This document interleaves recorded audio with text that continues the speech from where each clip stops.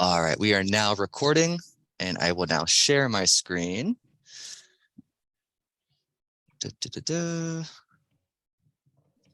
All right, can everybody see this okay? Yes. Oh, Yes. good, good. Yes. Okay. All right. Thank you everybody for coming today. This is today's brown bag presentation is going to have Sharon Ferrett and Jane Woodward. So we're going to start off with a little land acknowledgement. We acknowledge that Cal Poly Humboldt is on the land of the Wiyot peoples, which includes the Wiyot tribe, the Bear River Rancheria, and Blue Lake Rancheria. Arcata is known as Gudini, meaning over in the woods or among the redwoods. Wiyot peoples continue to remain in relationship to these lands through ceremony, culture, and stewardship. Here at OLLI, we believe that learning should never end. This is a cool picture that we took from one of our in-person classes, which was a Trinidad Lighthouse tour. And that was really, really cool. And then speaking of classes, there's a couple more coming up for the fall semester. So tomorrow, Tuesday, November 29th, we got Spanish for medical professionals. And then Wednesday, November 30th, we have our fractal world, seeing the complexity. Thursday, December 1st, we have death and funeral ritual and ceremony. And then Thursday, December 8th, utilizing the internet safely, banking and financial safety in cyberspace.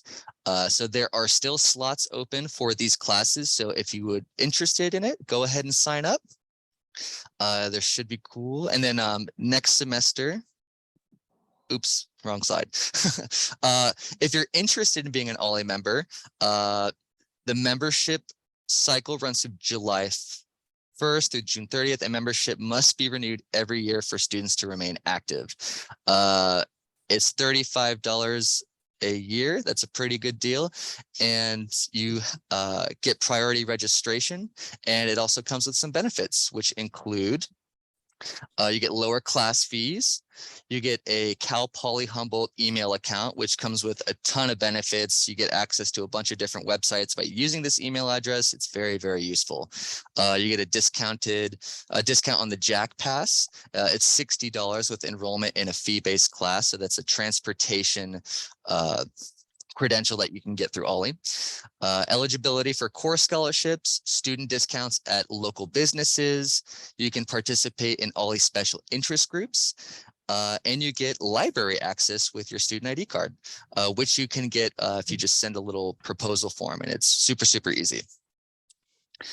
And I just want to give a thank you to the Friends of OLLI. Thank you for helping us with everything that we do in our program. We wouldn't be here without your support, so thank you very much. And then another thank you to all the volunteers of OLLI. Thank you guys so much. Janina, I see you there. Your support is also vital to OLLI's functioning, so we thank you very much.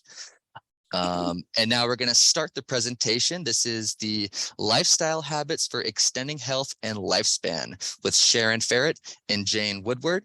And I'm going to turn it over to Jane to introduce yourself and Sharon. Thanks, Dane. You're very welcome. You're most welcome. That would be fine if I could figure out. I'm looking for, I haven't found it. The write-up. Well, I'll just begin by saying welcome to everyone. We are delighted that you are here. I hope you had a great Thanksgiving. And Jane and I have a program I think is going to be great fun. But we're really interested in your comments. We've all lived a good life. And you have habits and you have tips that you can share with us that I know are going to be really helpful. So if you would just jot them down or put them in the chat box, but please, we're going to probably save them to the end. But if you have something really driving, just raise your hand that you need to ask a question. Otherwise, we'll have some time at the end for a lot of questions and comments. And I am going to be teaching a class in the spring. I haven't decided a date yet because I really wanted to get your input for if you're interested in taking a class on this topic, on extending your life and living every day to the fullest. exercise and mind, body, and better sleeping conditions. We will be, I'll be offering it. Jane will be coming to talk a little bit as well. And it will be this spring. So I want it to be, I think, on Saturday morning so we can meet in person. Let me know, or just jot down some days that would work that you would prefer, and we'll try to accommodate as many as we can. So welcome to this class. I'm going to start, and then Jane, you can join in. Have you found what you were looking for? Still looking for That's okay. That's all right. Let's just be open. We're okay. We've done this before. We can be very flexible. I wanted to talk, my portion will be on the mind, body, and spirit connection. And the mind and body are so linked together. And what I want us to do is, this is a great time of year to sit back and take stock. You know, what's working, what's not? Are you having some problems sleeping? Are you having problems making time for exercise, or feeling a little stressed, or a little anxious? You know, it has been a difficult 3 years. But my goal for us is to develop a program that works for you. And that's what the class will be about too, is to find something that is really works for you, that is individual, that takes into account your habits, and then tweak it enough so that you have a really good, solid practice, a habit where you eat good, healthy foods, that you feel like you're eating good, but still allow yourself some treats occasionally, and that you have a good exercise program that works for you. And I've added spirit. It doesn't mean that's a religious part. I added that because for me, it's important to have a practice that goes above and beyond just my thinking and thoughts, and more to the great mystery of life. My goal is to feel peace and joy. And the mind and the body are linked in that, but there's also something more. And so I wanted to add that to our program today. The goal is to inspire you. I want to inspire you to say, yes, this is worthwhile doing. And when I inspire you, I want you to be thinking about how the mind, body, spirit are integrated, and to come up with just some simple ways, a practice, a habit, a series of collection of habits that you just go through your day with that makes sense to you. And at the end, what I'd like is for you to feel more joy, more balance and flexibility and strength with your body, a sense of calmness, a sense of wonder, and I'd like you to laugh. I'd like us all to laugh a lot more. So that's my goal today. Sharon, I finally found it. Okay, Jane, jump in. Go ahead. Well, I mean, I normally do the introductions, and I had been worrying about getting the presentation up, and so I forgot to put the other up, and I was blocked by the That's all right, jump in. slides. Anyway, Sharon Ferrett, PhD, has over 35 years in higher education as a college and university dean, director, and professor. She is also a management consultant and small business owner who brings a real-world perspective to her presentations and books. Peak performance, positive attitudes at work, strategies, college and career success, and getting and keeping the job you want. Jane Woodward has been a social science researcher, analyst, and program developer for over 45 years. In recent years, she's focused on developments in brain research and integrative medicine, economic and community development, and lifestyle changes in response to climate change. She's been an active member of the OLLI Curriculum Committee and formerly Transition Humboldt. She's developed and presented OLLI courses on creative living, consciousness and exploration, conscious living and advocacy, and coordinates the Brown Bag lunch program. So, Sharon, it's all yours again. Okay, thank you. So what I want to do is go through each one of these, and let's look at the body first of all. And in the class I'll be offering, we're going to be doing that. We're going to be wearing it right down on the floor, and I'll put together, and you can then choose to individualize what you can do to increase your balance, your flexibility, and your strength. So let's look at flexibility. It's really important to do a lot of stretching every day. And stretching is amazing. And it can just make such a difference. So you don't have to be doing, let's see, did this went off? Dane, let me press this. We're back to launch meeting again. I'm not sure, can you hear me? Okay. We can hear you and we can see your video face, but right. not the whatever you're trying to share. Okay, that's all right. As long as you can hear me, I'm going to go right on because this hour is going to go really fast. So with the body, with a flexibility, there are some wonderful stretches. And if you want to take a program and have a program that's all set up for you, I really like, her name is Miranda Esmond White, and she's on Keat Wednesdays and Fridays. She's on at 6 a.m. in the morning, but you can tape it. I actually get up then, so I'm doing her things, and I've got enough of it now that I'm putting it into my own individually program. She's our age, you know, she's probably in her 70s. She used to be a ballerina in the Canadian ballet. So she's really got a really nice sense of how to work flexibility and balance and strength into your everyday life. And in my program, I've combined more yoga and more Pilates in what I do. She does more flexibility and balance, but it all works. So that's what I want us to do, is to get something that works for you. So you can call me. You all, I think, have my email and my phone number, and I'll make sure you have it before. And I welcome anyone to call and just say, what about this? Or ask questions. So you can do these things throughout the day. I think one of the biggest barriers to a good exercise program is thinking that you have to have a big chunk of time, or you have to go to the gym, or you have to take a class, and you don't. I mean, I've taken classes to get ideas and to put my own program together, but for me, it works best if I just roll out of bed and get moving and do my own thing. Throughout the day, I've done a few things that have really worked for me. For example, when I'm in the kitchen, I have this fundamental solid rule. You do not leave the kitchen if you turn on the stove. Take those few minutes while I'm waiting for my tea water or the pan to warm up. Take those few minutes to do my lifting of the ankles.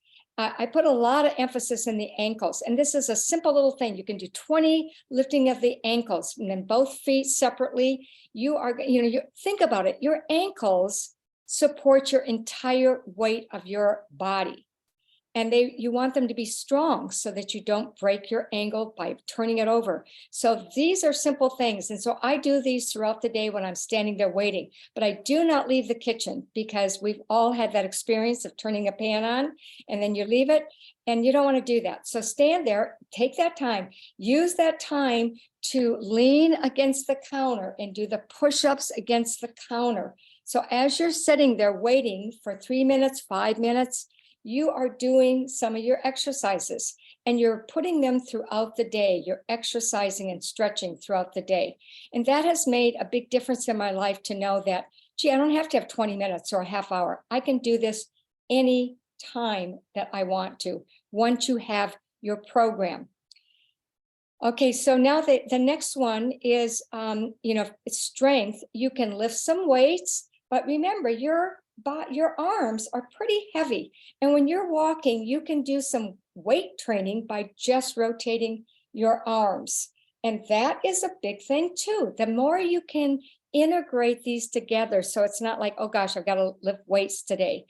And you don't want to do them every single day anyway. You want to give your muscles a little bit of a rest between.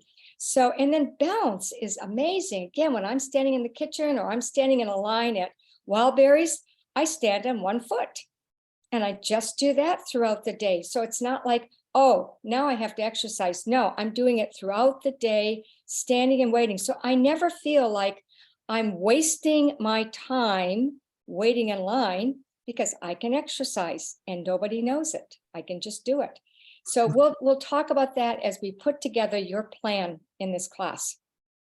Okay, so balance, flexibility, and strength.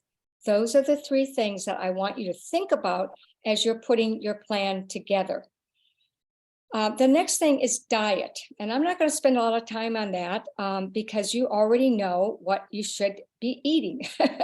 But to just recap a little bit, you know, berries are really good. So get some berries, and frozen are great. So I keep a big bag of frozen blueberries and raspberries in my freezer, and I throw them into with my oatmeal in the morning. And I found that for me, a half a cup of oatmeal with some yogurt and some berries and a few nuts just takes me beyond lunch. I am really full, but you have to find out what works for you. But if you can incorporate berries into your diet, that's a really good thing. Oatmeal, green tea, all tea is good.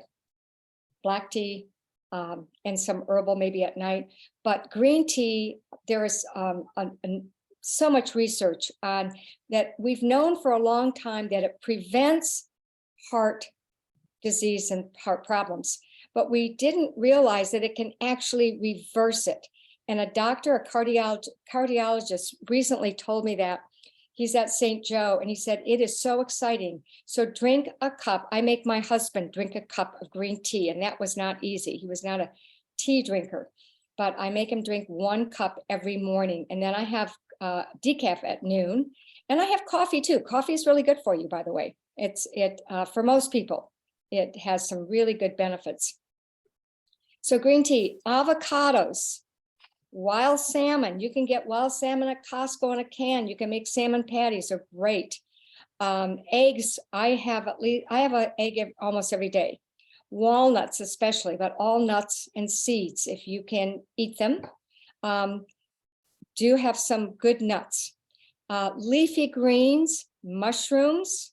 We're finding out more and more about the benefits of mushrooms.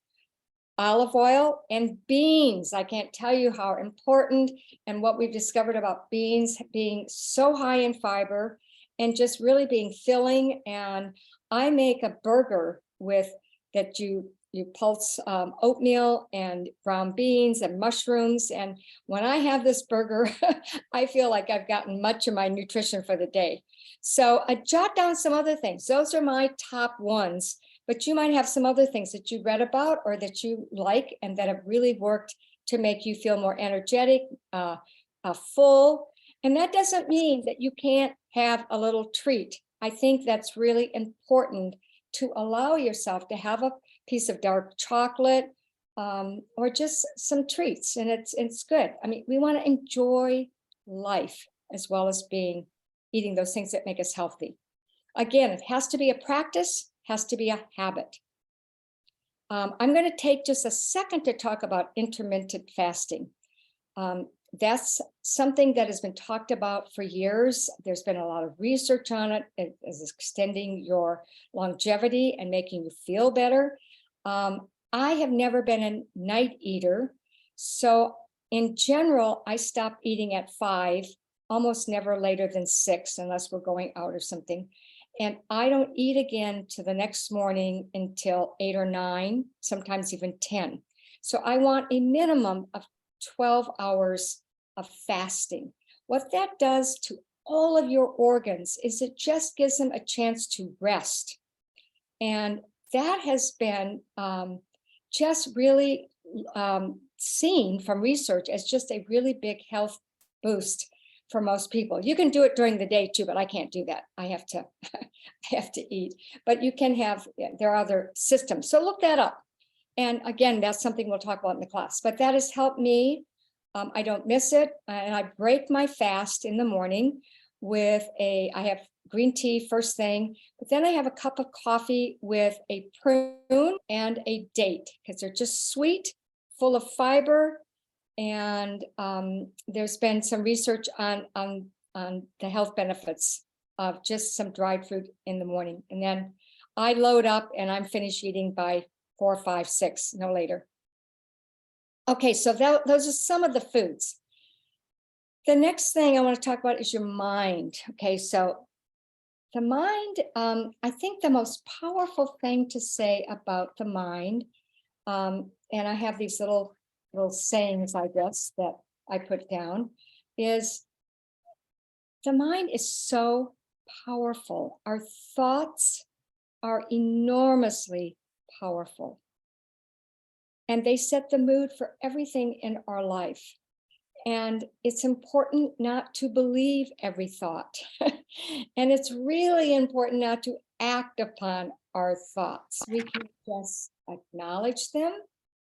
Oh, I'm thinking this, I'm feeling this way, but you don't have to be trapped by your thoughts. You can allow them to just float away. And in the end, the choice really is, do I want peace or do I want conflict?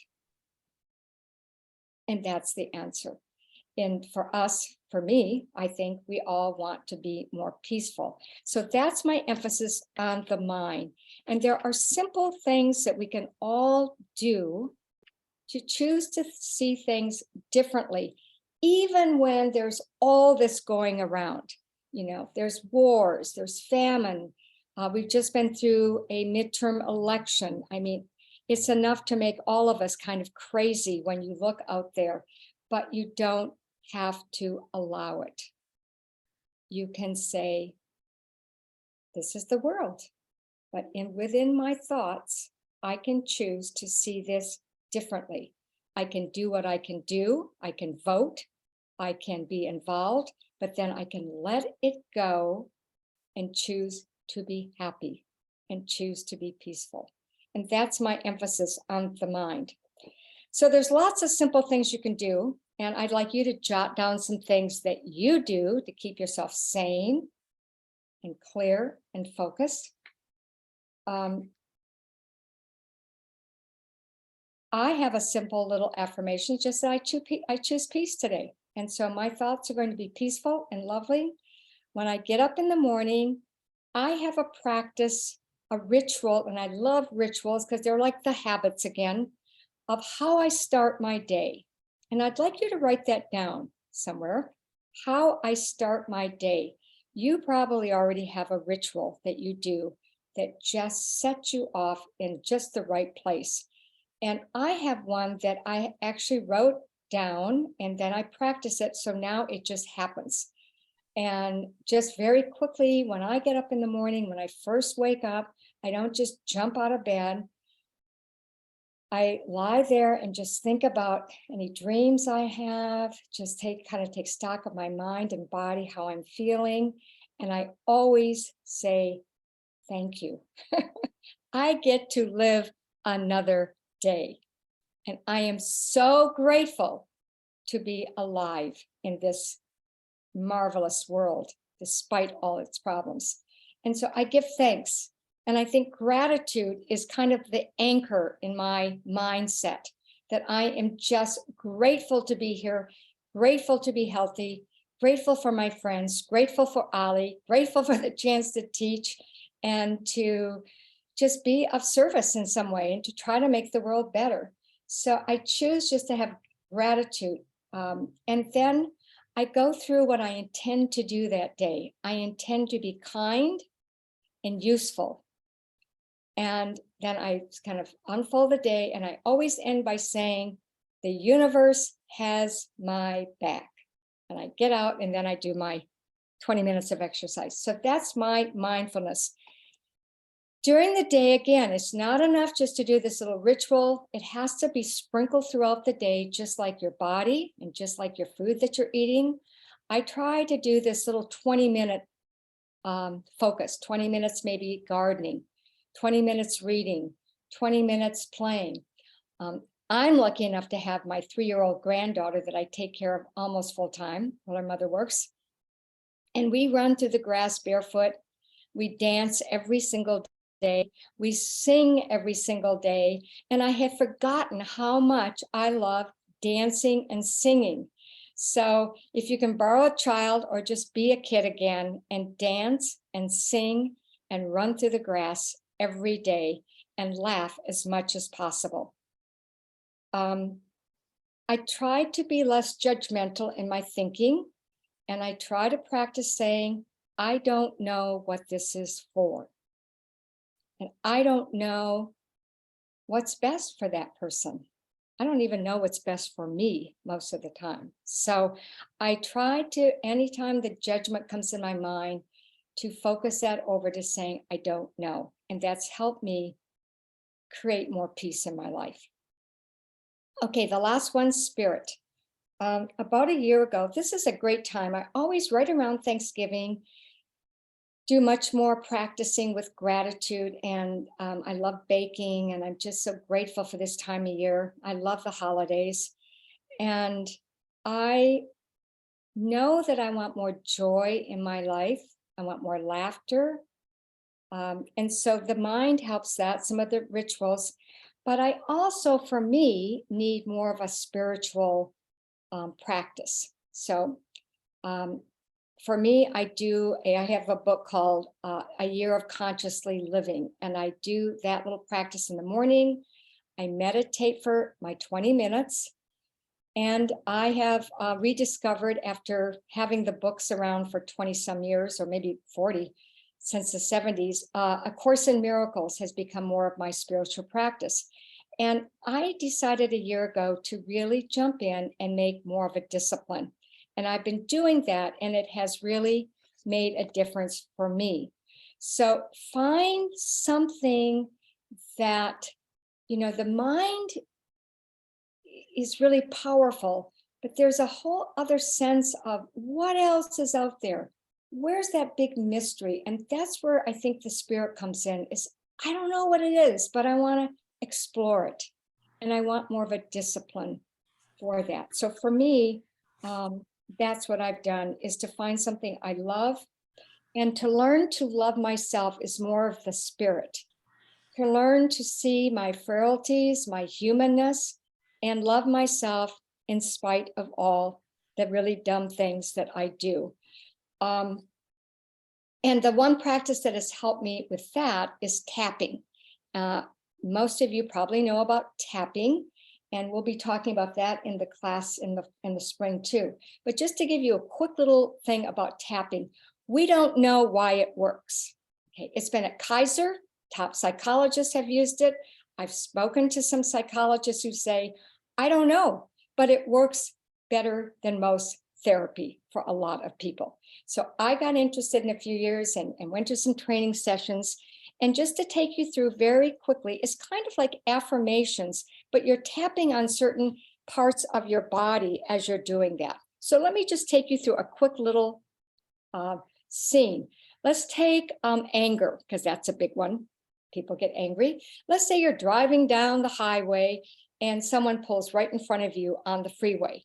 And of course, your first reaction is to be angry and scared and, oh my gosh. And that's good. So even on the highway, you can go through this, or when you stop, you can say, you start here with the tapping on the side, kind of a karate chop. Even though that person almost caused me to have a wreck, I will breathe. I will feel this spaciousness.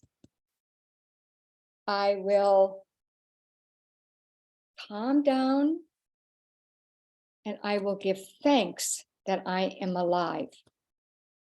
And I will offer not just gratefulness for me, but gratitude and well-being for the person that just about drove me off the road. I choose peace, not conflict. Okay, so all you're doing is the karate chop. You're going around each eye. If it's a really big trauma, some of the therapy says take longer at acknowledging your pain from that trauma. And so if you get to the office and you can go through that again and just say, wow, I was really frightened, and then I was really angry, but I chose to breathe, to bring a spaciousness to my mind and my heart, to feel grateful that I wasn't hurt, and to offer goodwill to the person who did this. Takes just a minute.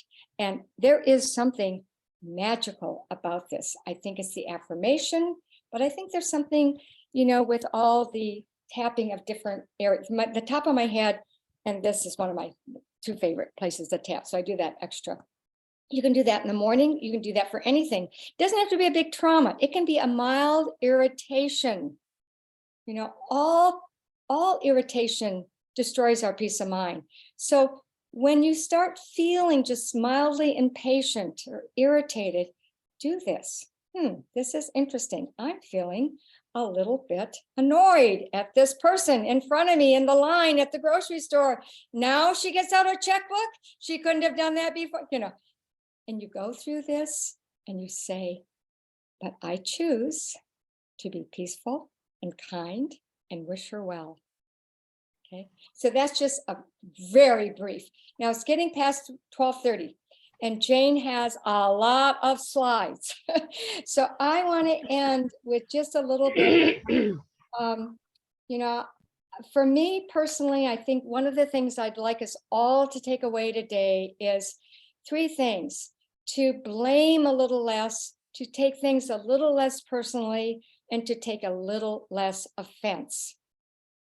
If we can do those 3 things, you will notice such a change in your mind and even your body, you know, the tenseness. Just allow things to be. Give the benefit of the doubt to others. And learn to love yourself and accept yourself with all, again, of our frailties. So the goal was to inspire you. Did I inspire you? Let's see some hands. Anybody? Did I inspire you? Let's get a practice together for our mind, body, and spirit and start this new year feeling so joyous and peaceful, because we all are. We're a marvel. We are. I mean, we're so lucky to be alive. And I want you to feel that liveness and that joy and that peace. I wish you all well. And Jane, take it over. You got a lot to talk about. Thank you all for coming and listening to me. Yeah, I'm going to apologize a little bit in advance because once I got into this, I just kept going and going and going. And I thought, gee whiz, I think I want to put it all down in writing so anybody can look at it afterwards. And when they go back to the website and have access to it, because there's a lot of information. I'm going to be talking about sleeping and sleep hygiene. And that's the fun. So let me get my screen up here. Let's see. There we go. I mean, I kept adding to this, which is terrible. I mean, the last thing I did was add a couple of things, and then I decided, well, it would look neater if I added some color. Anyway, this is what we're all about. Okay. Why are quality, quantity, and regularity of sleep top priorities for maintaining physical and brain health as you age? Because it's the time for your brain's house cleaning. It maintains your circadian rhythm. Its ketones are to the rescue, and I'll explain that later. It's time off for your other body systems and organs to relax and go offline. Your brain goes through 5 sleep stages, and sleep loss slows down your bodily functions. So it matters that you have good sleep habits. There's something called the glymphatic system, which they didn't discover until 2013, which was kind of fabulous. It says 2130. I think I got one too many O's. Your brain cleans house at night via your glymphatic system. We've already always known about the lymphatic system in the rest of your body, but they discovered that we have drainage from the brain as well that eliminates waste, toxins, and amyloid, the basis for amyloid plaques, which can cause dementia, particularly during the initial hours of deep sleep, which tend to occur right when you go to sleep, into deep sleep. what happens is the cerebral spinal fluid floods the brain and drains out the waste. It was published in Science magazine on October 16, 2013. Deep sleep is reduced as you age, so there's less opportunity to clean house, but it is an ongoing process. And here's how it works. Basically, when you're awake, norepinephrine, when you're awake, causes the cells to expand and shut off some of the space available for this cleansing activity. Whereas if you're asleep, your norepinephrine is reduced, and that's CSF is cerebral spinal fluid, influxes into the brain and flows out and clears out the metabolic waste. There's another way of looking at it. All those kind of grayish spaces are the spaces into which it's connected to your spinal cord. So it goes up into these parts of the brain and goes beyond that. It goes up from here, goes around, and basically makes itself available to pick up cellular debris from the production of energy. Any toxins, any amyloid plaque, any amyloid that is, amyloid is basically scar tissue, by the way. If you want to think about it that way, that's kind of what it is. And if you look at these on the left, or particularly down here, maybe is the best way to look at it. In the middle, the reason they couldn't find this was it was hidden in the exterior of blood vessels. And until somebody must have done a good autopsy, they didn't find it. Here's your blood vessel right here on the left, in the middle, the red part. And then around it is the endothelial cells of the blood vessel itself. And outside of that is the interstitial fluid. That is your glymphatic fluid. They call it glymphatic because the glial cells are your autoimmune cells in the brain. And so what happens is as this flows into your brain and it picks up everything, it flows back out on the exterior, on the interior of the blood vessel, but actually on the exterior outside of it. So what happens when you go to sleep, and particularly in deep sleep, you have this cleansing going on at night. So if you're not sleeping enough at night, you're not going to get the advantage of that. Here's another example of how it works. I won't go into detail of this, but it flushes out the dirty fluid molecules from inside the brain tissue through a network of pathways. Clean cerebral spinal fluid replaces that. And they deliver the waste to the lymphatic system in your body, which rids the body of toxins, waste, and other unwanted material. And the lymphatic system doesn't work unless you're moving, by the way. It doesn't pump, okay? So it requires movement on your part for that drainage system to work in your body, and that's part of why it's so important to move. Whoops, went the wrong way. Here's another kind of example. So here's an article that was in from NIH on October 28th, and it does go through and explain how this works and how they discovered it. I'm not going to go through all that, but just so you know, it is here if you wish to read it at a later date. You can stop the website as it goes through and read it. And if at the end you want a copy of these slides, I've discovered it's not so long that I can't send it out. So let me know. Your body has a circadian rhythm. Your entire body and cells operate via a circadian rhythm tied to light exposure and sleep patterns. Disrupting that rhythm predisposes you to chronic disease, including heart disease and cancer. And strategies exist to reset your circadian rhythm, to realign the changes in, for example, daylight savings time or when traveling across time zones. So this is very useful to know about. And here's kind of interesting cycle. It goes through the hours, here's noon.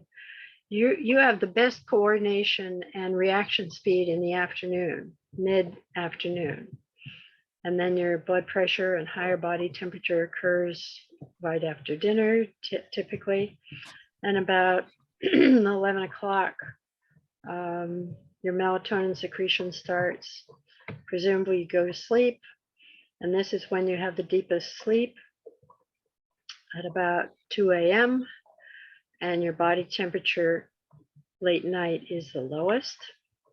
And then as you get toward time to wake up, your blood pressure increases, your temperature increases, which is why if you have your heat come on in the middle of the night and you get too hot, that can wake you up. So this is kind of an interesting depiction of how this works. At night, when your liver uses up its stored glucose, it draws on fat stored in your body's fat cells to fuel neurons. Since ketones are a cleaner brain fuel than glucose cells, fueled by glucose produce oxidant byproducts, which, if you're not consuming enough antioxidants via your diet or supplements, damage the cell's mitochondria, the body's energy factory. Ergo, the ketogenic diet and the value of intermittent fasting. So if you quit eating by 5 or 6 o'clock at night and you go to sleep, your liver uses up the glucose that is stored there, and you need some fuel for your brain.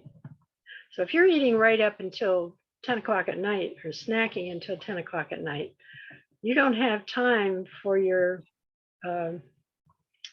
ketones to start fueling your brain.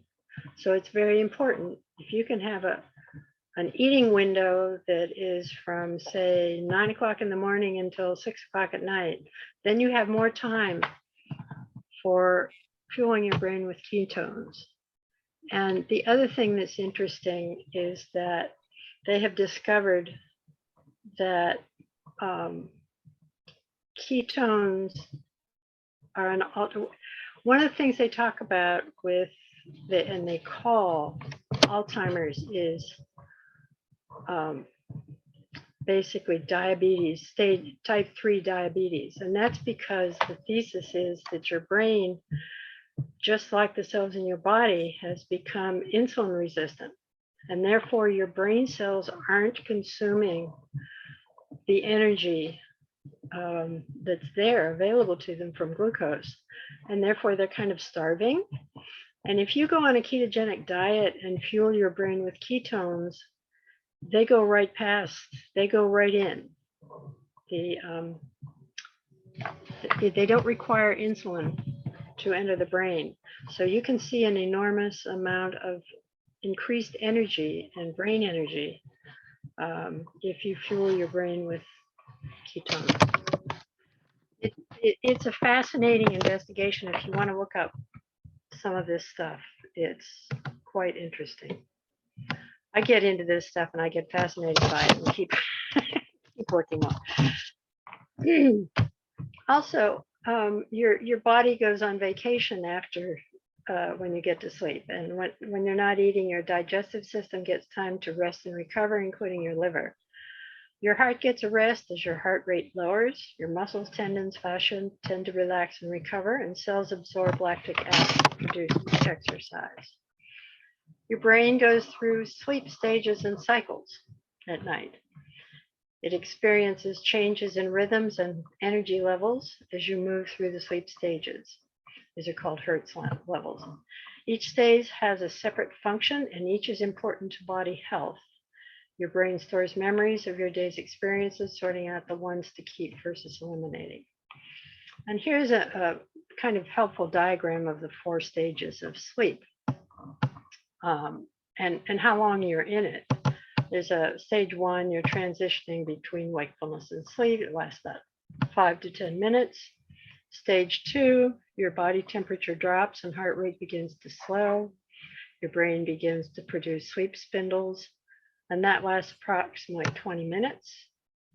And then you have stage 3, your muscles relax, blood pressure and breathing rate drops, and you get into your deepest sleep. And then you go into REM sleep. So there you go. This is another representation of the same thing. And here is a more detailed discussion of the stages of sleep. I had fun. I was going, I looked it up on Google, and I was finding all these interesting charts. And it's like, okay, which one of the zillion charts are the best explanation of this? But you only spend 4 to 5% of your time in sleep in stage 1, which is when you're transitioning from alpha to theta. And then in stage 2, you're spending 45 to 55% of your time. You go to theta delta, that's 4 to 6% of your time. Delta theta is 12 to 15%. And stage 5, which is basically REM sleep, you do 20 to 25% of the time. And here's what a typical sleep cycle looks like. You'll notice something that in the initial hours, here are the hours across the bottom. In the initial hours, 1, 2, 3, 4 hours, you do go into deep sleep. After that, you don't get beyond stage 2, okay? So the most important time for your sleeping is in the first 3 to 4 hours of your sleep. So if you wake up at that after that, don't be surprised, because you're in the lighter stages of sleep. And this is REM across the top. So you'll notice you start out, there's not very much REM, then it gets bigger, then it gets smaller, then it gets bigger, and then it gets major. So when you wake up from REM sleep, that's when you've been dreaming. And so people who wake up at this point may remember their dreams if they write them down in a hurry, because otherwise they'll disappear. Here's another depiction of the same thing, just different. This one shows only the first 3 hours, 3 to 4 hours, same thing, that you're in deep sleep. And then after that, you go mostly slow waves, but then you're in stage 2 and 3, 1 and 2. And that's lighter sleep. Now, this one I thought was very interesting. Here's the sleep pattern of a young person. They have lots of stage 4 sleep, all the way across, pretty much. Stage 3 sleep too. And they're having a good variation and amount of all of them. When you get older, stage 4 is kind of not frequent. You don't have, normally when you're sleeping, you can figure a sleep cycle goes about an hour and a half, 90 minutes per sleep cycle. And then you'll start all over again, repeating the cycles. Each cycle is different, but when you're older, you don't go through those nice, neat sleep cycles, which is why you wake up so often in many cases. Your sleeping patterns are pretty disorganized, and you go up and down like a yo-yo instead of this. And the thing I couldn't find, which I'd love to know, is how do you avoid this?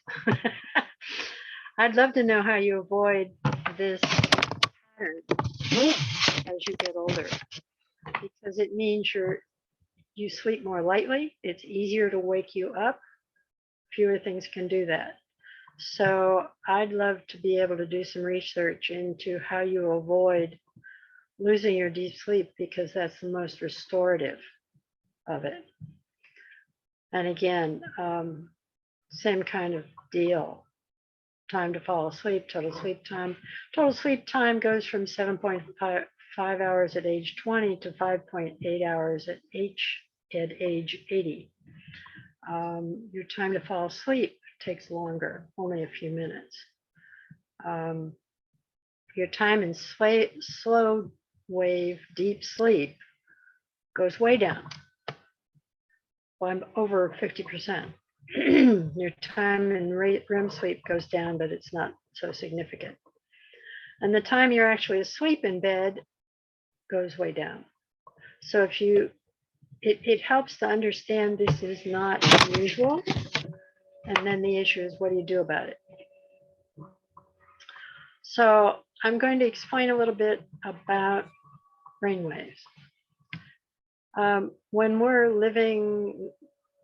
we're running around normal, awake, alert, conscious, we're in the 14 to 30 hertz range. Kind of looks like this. When you relax and go into alpha, you're in 9 to 13 hertz, and you're physically and mentally relaxed. You're awake but drowsy. This happens a lot to people when they're reading or watching TV or whatever, relaxing. Delta waves are below 4 hertz. That's deep sleep, dreamless sleep, and you're not aware of your body at all. Theta is different. It's a little higher, 4 to 8. You're in reduced consciousness, deep meditation, dreams, light sleep, REM, etc. And then there's gamma. Now, gamma is a whole different deal. It actually belongs up here at the top. And I'll explain that in a minute. But here's another rendition of this. I'm not going to go over this too much, but it gives you an idea how different it is. And maybe it gives you some concept of how electromagnetic frequencies can affect you. If you have your smartphone right near your head, or you have a smart meter that's right near the end of your bed and is emitting electromagnetic frequencies that can affect your brain waves. Gamma waves are pretty special. When you're operating day to day, 13 to 30 hertz, most activities when you're awake. However, when you're concentrating, focusing, and learning, like being in the zone, when you're extremely intensely involved in something, you can go higher than 30 hertz. And that kind of shows you what it looks like. In other words, there's a high intensity of frequency of brain waves in your brain. Alpha, you can see what happens when you go into alpha. Everything slows down when you're relaxed. Whoops. And then even more relaxed. This doesn't show up down there. The delta waves are even more. I wondered if I was going to lose some of mine. I can't get rid of that. Okay, the delta waves that's deep sleep, even more relaxed. The waves are very infrequent by comparison. So this is the same thing the other way around. But gamma is particularly fascinating because many people don't get into gamma, but it's a very creative, intense concentration and learning stage. So what happens when you lose sleep? It affects your brain and causes metabolic and brain fatigue, slowing your responses of all type, including in vision, balance, and memory issues. Sleep loss triggers increased production of ghrelin, the hormone triggering hunger, often resulting in weight gain. You're trying to feed yourself to keep yourself feeling alive. That's part of the problem. Sleep loss results in mood changes, causing increased depression, moodiness, anxiety, reduced emotional control, etc., can lead to psychoses. But if some people get more irritable when they've lost sleep. they hyper-react to things rather than taking it in stride. Now, there's something called sleep hygiene, which refers to the habits that facilitate a good night's sleep. You dim the lights and avoid blue light emitting devices and electromagnetic frequencies. That's your TV, your computer screen, and your smartphone. And it could be your clock beside your bed. It could be the controller for your electric blanket or what have you, but you don't want to be exposed to blue light emitting devices. I found I need to avoid stress producing programs and conversations. They keep you, when I watch something that has a lot of suspense and tension, I get tense. And then these images of something, whether it's Harry Potter or whatever it happens to be, I tense and have a very difficult time relaxing from that. So you don't want to have an argument right before you go to bed. You want to avoid exercise within an hour or two of going to bed, because that again circulates oxygen to your brain and raises your pulse and your blood pressure. So you don't want to have that happen. Try to avoid eating or drinking, especially alcohol, within 3 hours of bedtime. And the reason is alcohol is glucose. And when you drink alcohol, like right before bed or any, after dinner, at dinner, after dinner, when the glucose goes away at about 2 o'clock in the morning, it wakes you up and you're switching over to ketones. And a really useful thing to do is list your day's accomplishment and your next day's priorities. That's really useful to do. And if you write down all the things you're worrying about and that you need to do the next day, then you quit thinking about them all. And you want to write down the 3 things that you're most grateful for, at least 3. It makes you think through your day and realize all the neat things that happened, whether it was a walk in the forest or you saw a rainbow or your dog came running to you when you arrived at the door, or whatever it is. You got a big hug from a friend. But you want to do activities that relax you. Wear comfortable bedclothes. Turn down the room temperature, because excessive heat keeps you awake. Your body needs to cool off. Tell someone that you love them, whether it's your dog or your partner, and give hugs.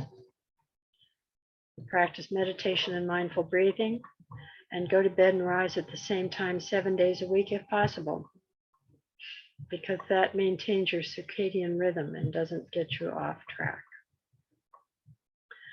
Lower the lights 2 to 3 hours before bedtime. Consider using incandescent bulbs rather than LEDs and fluorescents in the bedroom. Incandescent bulbs, LEDs are basically a lot of blue light. They're much brighter light. It's much more efficient, of course. However, it also tends to keep you awake. You can get and wear blue blocking lenses or glasses at night, and you can ban blue light emitting in most electronic devices from the bedroom and make the room as dark as possible using light blocking curtains or drapes, eye covers, etc. And use red lights as your night lights, because they don't disturb. Red light doesn't disturb your sleep. So I happen to have night lights that go different colors, and I always have it on red lights in the bedroom. It makes a difference because it doesn't wake you up again. And avoid exercising or stimulating activities 2 to 3 hours before bedtime, because it increases the heart rate and oxygen to the brain, keeping you awake. As I said, avoid stressful conversations so you don't keep thinking about them, and avoid dramatic TV or other exciting activities that activate your amygdala and your sympathetic nervous system, not parasympathetic, pardon me. It's your sympathetic nervous system, making it difficult to relax. I got to fix that. Avoid eating and drinking within 3 hours of bedtime, so your digestive system shuts down and you can avoid reflux and other obnoxious unpleasantries, and watch the spices that you're consuming. As I said, avoid drinking alcohol because it wakes you up several hours later. Avoid drinking excessive fluids before bed so you can avoid bathroom trips, and avoid drinking caffeine after 2 o'clock in the afternoon, or maybe earlier. It takes 12 hours. Caffeine has a 12-hour half-life.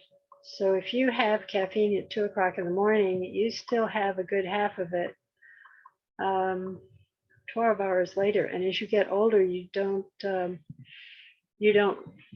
purge it from your system as quickly. So you really should have your caffeine early in the morning, ideally. If you're going to have it early in the morning. Some people drink so much coffee that it doesn't affect them anymore. So your body can obviously get totally accustomed to it.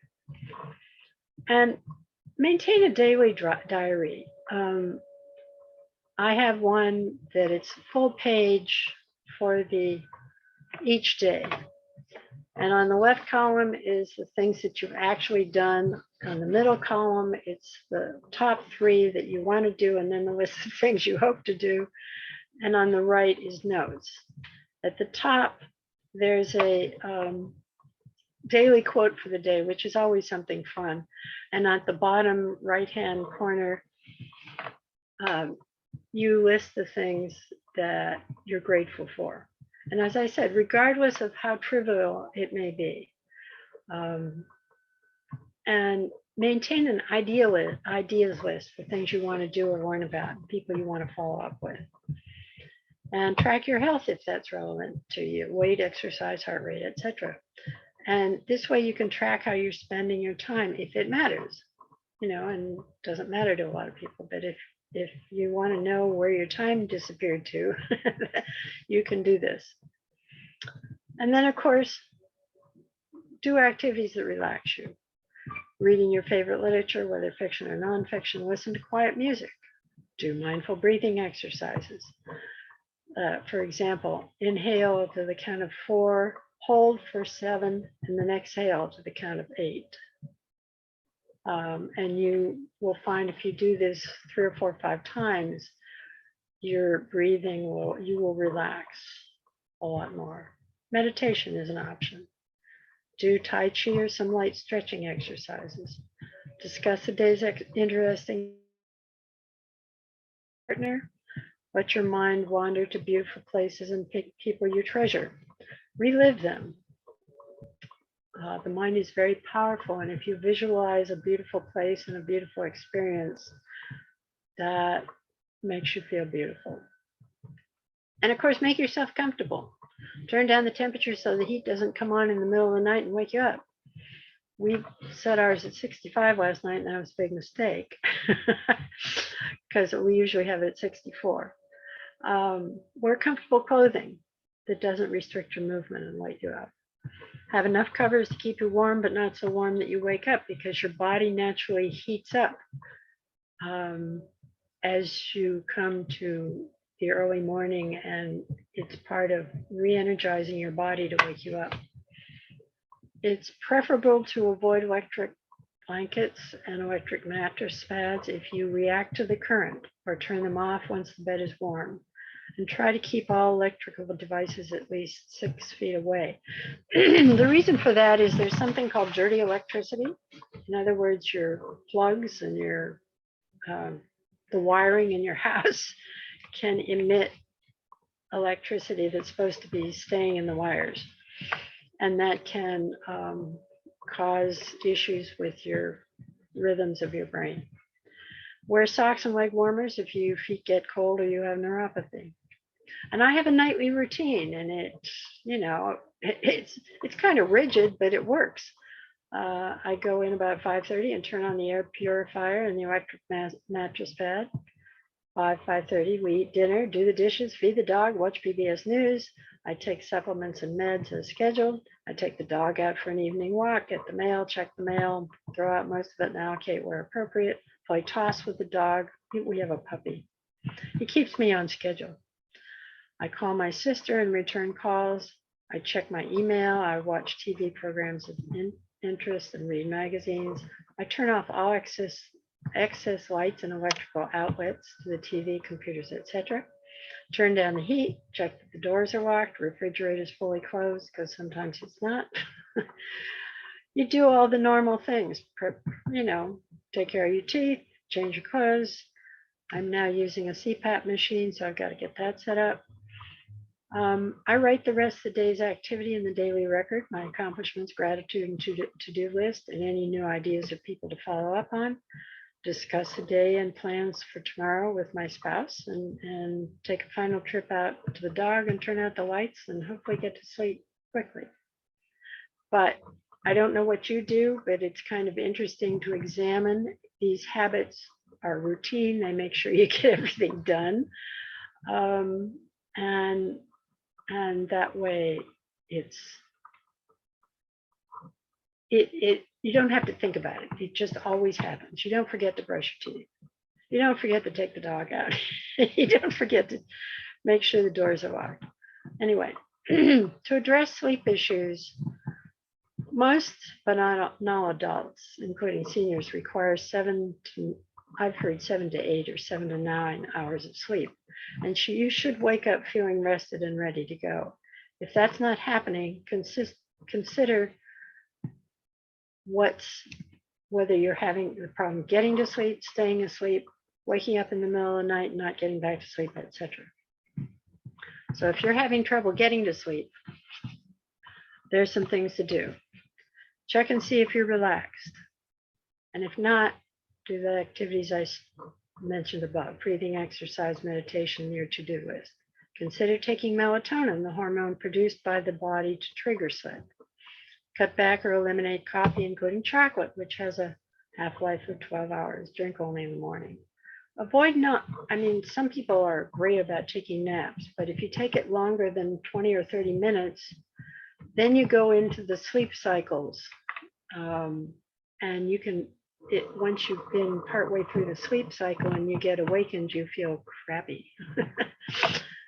You can take an Epsom salts bath before bed, or take a magnesium supplement using magnesium gel, which is calming. Consider taking supplements such as lemon balm, passion flower, or valerian root prior to bedtime to calm you down and trigger your parasympathetic nervous system. Consume uncaffeinated teas such as chamomile. Listen to relaxing music and daydream. One thing a friend of mine does is count backwards by 3s or 7s or similar exercise. It's a little different than counting sheep. And envision beautiful places you've been, people you've enjoyed. Drift down memory lane. If you wake up in the middle of the night, the issue is what's waking you up? And you need to address that. Is it noise inside or out? Lights or EMFs? Your dog or your cat? If your dog snores, you can have a problem. Your partner's breathing issues or your own. If you roll onto your back and end up breathing through your mouth, you could end up stopping breathing. You can have possible sleep apnea. When you get sleep apnea, you're stopping breathing for more than 10 seconds at a time. Pain, particularly neuropathic pain, cramps, and restless leg syndrome can wake people up, including bathroom issues, gastrointestinal issues from what you ate, it's too hot or too cold, heart rate issues, alcohol consumption in the evening. Those are things. Here is what happens when you're older and how often you end up waking up.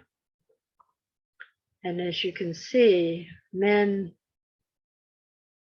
end up having more issues than men over time. I'm not quite sure why that is. But this is from a cardiovascular health study. And so you tend to wake up more frequently as you get older. And it's a major change. What are the easy fixes? Stop the source or use earplugs. Insulate your attic to avoid rain noise. Turn the bedroom heat down enough so the heater doesn't come on. Use blackout curtains, red night lights, eye masking, remove light emitting electrical devices, ban dogs or cats from the bedrooms or wear earplugs. Okay, bathroom trips. Eat before 6 p.m. and avoid spicy foods or foods not normally consumed, and avoid fluids within 2 to 3 hours of bedtime. Adapt your clothing to room temperature settings just as needed. If you have electric blankets or mattress pads, turn them on early to warm up the bed and turn them off or down when sleeping to avoid EMFs. See if you can move your bed away from electrical outlets and lights because of dirty electricity, or get devices to reduce it, and you can do that. You can take a melatonin supplement when you wake up. You can try taking CBD with THC at moderate levels, but if possible, avoid addictive sleeping pills. If you have breathing issues, I mean, these are really practical suggestions, okay? Clean your nostrils, use saline rinses, petty pots, use antihistamines if need be, or avoid allergy triggering foods, flowers, and pets. Avoid outside activities if air quality is bad. There's something called purpleair.com that you can look up and see what the air quality is in your area. Avoid sleeping on your back. You can wedge a pillow behind your back if you're sleeping on your side. If you're a side sleeper, sleeping on your right side appears. Oh, I got that wrong. Wait. Sleeping on the right side, on the left side extends longevity because it's easier on the heart and avoids reflux. I need to fix that. Sorry. So sleeping on your left arm, on your left side, extends longevity. Gosh, I thought I'd fix all this. There's something called taping, where you actually tape your mouth closed. Sometimes I stick a little stuffed animal under my chin to keep it closed. You can elevate your head on the pillows or raise the top of your bed. If you are concerned about this, you can do a sleep study to check for sleep apnea, or ask your partner, who will probably know. Use a CPAP. Sleep apnea lowers oxygen to the brain and can cause fatigue during the day and brain damage. Change your house filters and install or use an air purifier. To address pain is, I'm sorry I have to go through this so fast. There's just a lot. I got over ambitious. Multiple exercise routines can gently stretch and relax your muscles and fascia during the afternoon and prior to bedtime, such as yoga, tai chi, qigong, eccentrics, and movement Pilates. Just move slowly. Massage can reduce pain and tension from bunched muscles at trigger points using your hands, massage pads, or devices. OLLI has a wonderful self-massage class that I recommend you take. Acupuncture and acupressure can relieve pain, and you can do acupressure on your own trigger points. Tapping, which Sharon mentioned, is another potential technique. Google tapping, you'll find out more, or attend another of Sharon's classes. Check how your sleeping position or bed pillows, whether too hard or too soft, trigger pain, and if so, how to modify it. If you're a side sleeper, put the pillow between your knees to avoid putting undue pressure on your hips and back. Try hot baths, hot tub saunas to increase circulation and release tension. Consider using infrared therapy, which penetrates deeper into your tissues and improves circulation, especially for your back and feet. Look up infrared therapy devices. Work on improving your body to balance your body and limbs and not have them feel uncomfortably out of position. Avoid sitting for longer than an hour at a time. You've got to move often and stretch, and avoid cutting off. When you sit for a long time, you're really cutting off a lot of the circulation to your legs. You need to move around in order to get the circulation in the bottom of your feet back up, the rest of your body. Get physical therapy. Do the recommendation daily before you leave the bedroom in the morning, if possible. It works for me. If you have leg cramps, consider adding more potassium to your diet. Eat bananas, for example, or talk to your doctor. Dealing with neuropathy. You don't have to be diabetic to have neuropathy. Neuropathy results in numbness, the lack of circulation to your blood to your and feeding your neurons in your feet. Can cause neuropathy. It's a burning pain. So the best way to deal with that, for example, when I was in high school, I was skiing and I had really tight ski boots. And when I'd get home at night, I'd have to take them off. Obviously, I took them off. But I'd take a bath and I realized my feet were tingling. So I was cutting off the circulation to my toes. So the best way to deal with this is to walk around the house or outside to improve the circulation in your legs and feet. Wear warm socks or use foot and or leg warmers, which you can buy. Wear compression socks during the day and exercise. Avoid tight shoes and frostbite. If you walk around the house barefoot or wearing socks, that allows the feet to regain and retain sensitivity to different surfaces and sensations, and retains the nerve connectivity to your brain. You can try using Vicks Vapor Rub on your feet. The sensation created by the vapor rub diverts the pain signals. It works. My husband does it. Avoid sitting as much as possible and put your feet up if you are sitting, if you can. Exercise and massage your feet. Wiggle your toes while you're just sitting there. And you can use infrared technology to increase the penetration of heat deeper into your tissues, warm your feet, and increase circulation. And try, I can't read that. Oh, I think try, there's something called alpha lipoic acid, ALA, which you can buy at Costco for $7.99 and 300 milligrams. It apparently is a therapy, a kind of therapy for neuropathy. So try it out. It seems to work for me. Heart rate issues, irregular heart rhythms can awake you. Your sinus neurons in your heart normally set your pulse rate, but problems can occur. You can either have tachycardia, your heart rate is too fast, like 20 to 30 beats over norm. Bradycardia is your heart rate is too slow, lower than 50. Atrial fibrillation or flutter, uneven or regular heartbeat that lowers blood flow from the heart and can cause clots resulting in strokes and embolisms. You can use an oximeter to track your heart rate, the evenness of the rate, and blood oxygen levels.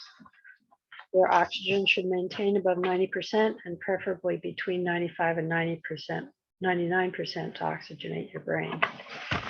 And the oximeter looks like this. Okay, it's a handy little device.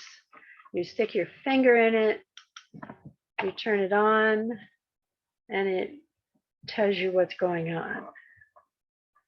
It shows I'm 98% oxygenated with pulse of 72, and then it shows the brain wave.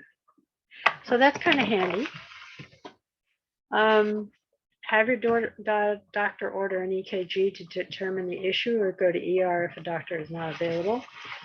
Get an electric echocardiogram to identify possible valve or other issues. And there's a device called a Cardia device where you can get home EKGs tied to your smartphone. All right. How do you reset your circadian rhythms? I'll try to go to sleep and get up at the same time every day and have a similar sleep window. When you get up, turn on really bright lights or go outside into the natural light, or use a light box. I don't know if any of you have ever used a light box. This also addresses SAD, which is seasonal affective disorder, which some people have when the climate is kind of gray, which can be that way here. Take a short walk or do exercises that raise your pulse and stimulate circulation. Do some gentle stretches to awaken your body. Get a dog. That ensures you're walking. The first thing that happens after I do my exercises and go out is I take the dog out for a short walk. So, man, he was a puppy. I had to get him on a schedule. So if you're drinking caffeine, consume it in the morning, and consider using melatonin to get to sleep when changing time zones. Just a review of the circadian cycle. And last but not least, the value of habits and routines. Habits and routines simplify the number of decisions you have to make each day, leaving time and energy for other activities that are non-routine, such as visiting with friends, taking classes, beach walking, etc. It ensures that the priority activities of your daily living actually get done: exercise, work, meals, self-care, medications, etc. It simplifies planning because you know how long your routine activities require. That's what time slots are available for your non-routine or fun activities. And it avoids wasting time looking for things. You routinely hang your keys on a specific hook, for example, especially if you have cognitive memory issues. These routines that you use allow you to, even if you can't remember, or if you have a habit of always putting them there, you can probably find them.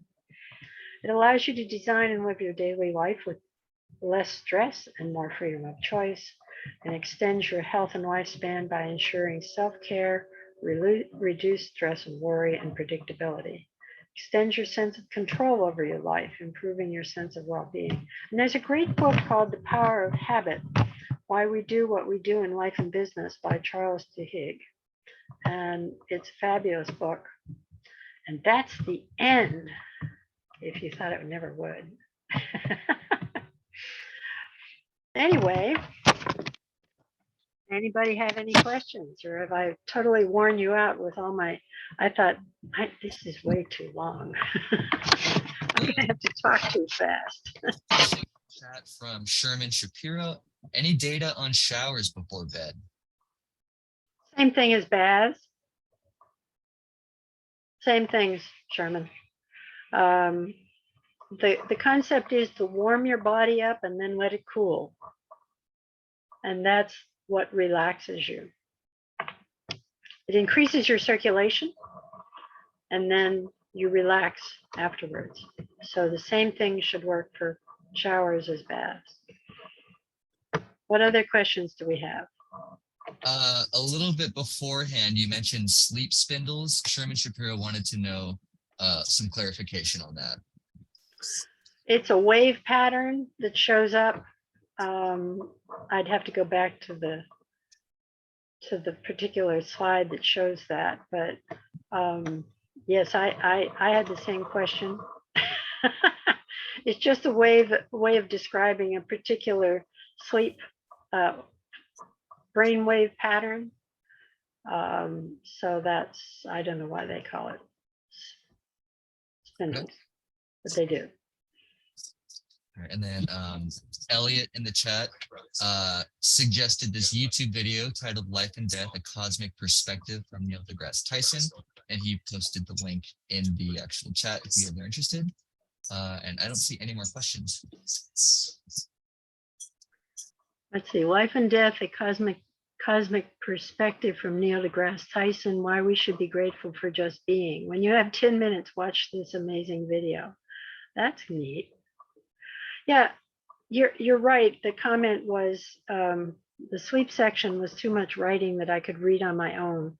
10 minutes and I zoned out. I'm sorry. Good information. I understand that.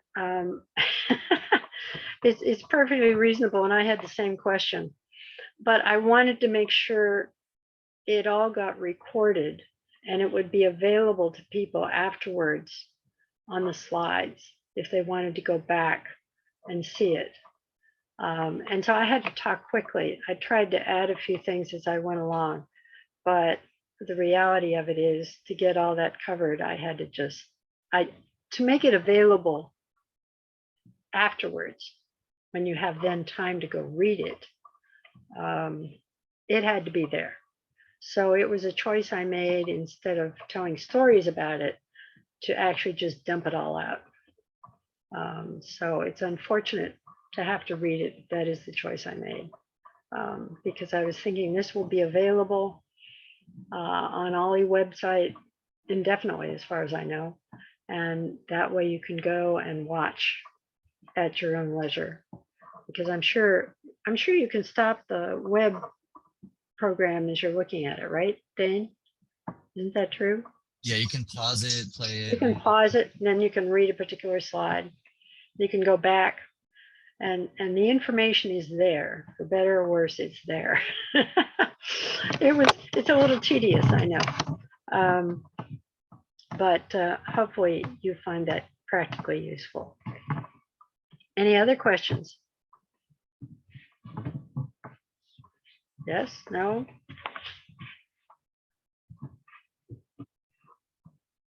Sharon, do you have anything you want to say? Yes, I was muted.